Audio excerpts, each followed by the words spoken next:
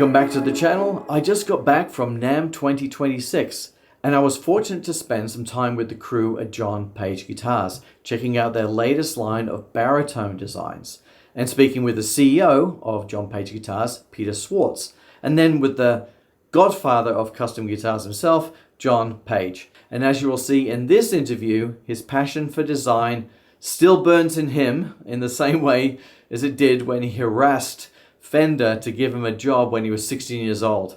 And then in this interview, he talked about what motivates him, and he shares some insights into his most recent creation, Retablo, this amazing guitar. So what a great guy. What a great guy, and a genuine artist and a very, very talented luthier. John, you're a legend in the business, and so many people have interviewed you and know your history, which is just remarkable. But I have really one question for you.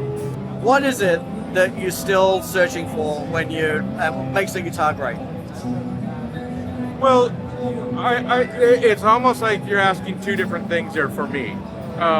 What makes a guitar great or what I'm searching for can be two different things. Okay.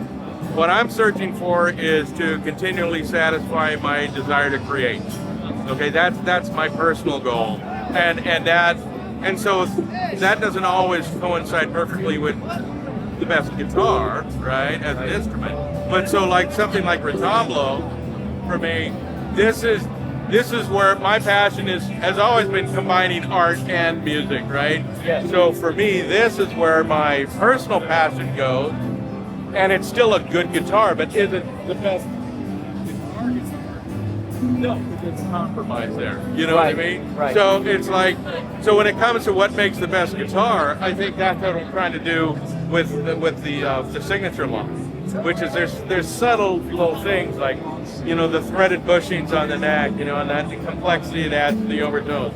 I love the aesthetic look, because I'm weird, you know, about I call it balanced to symmetry. You know, it's like it's out of balance, but it's perfectly balanced, out of balance. You know, I want the guitar. I design and build as a writer, and a songwriter, not as a player. I'm a lousy player. So, and I would normally just not plug in the guitar when I played it. So I want that intimate relationship with the player, the writer, with his instrument acoustically. So I design these guitars so they're very alive, lots of vibration. When they're not plugged in, when they're just acoustic, and you're playing a solid body guitar, but you can feel it, and you can, you know, and so that's, from a guitar point of view, that's what I want, you know. And I love it and the pickups are like Neumann mics, you know what I mean? I want them to accurately duplicate everything I try to put into it physically to make it sound that way, right?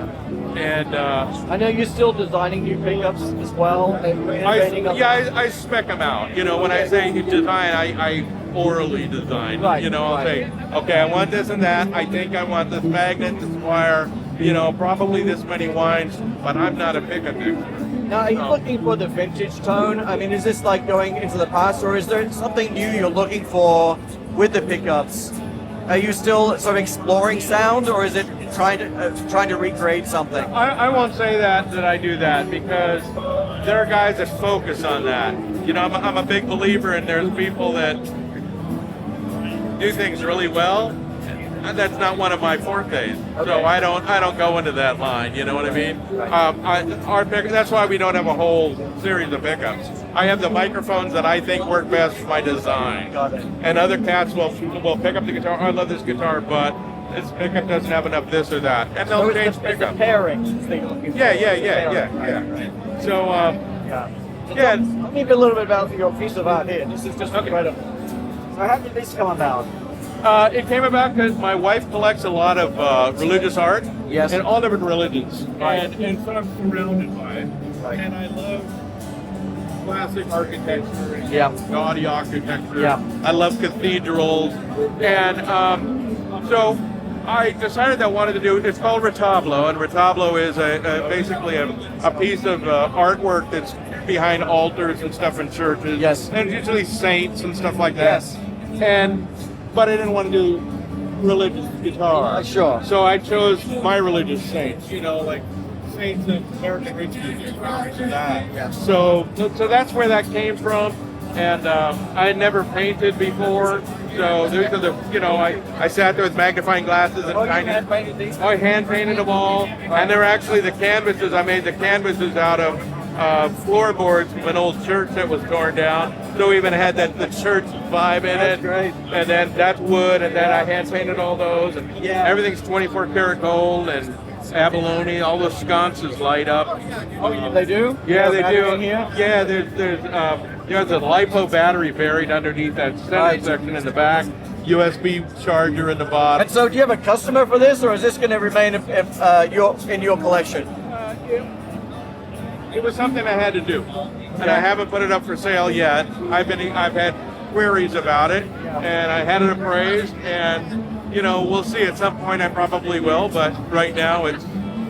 Has anyone played this for you? And Yeah, actually, we just did a recording session on Monday. Oh, you did? Okay. So yeah, because everybody was asking what it sounds like, and it's like I'm not going to have everybody playing No. it.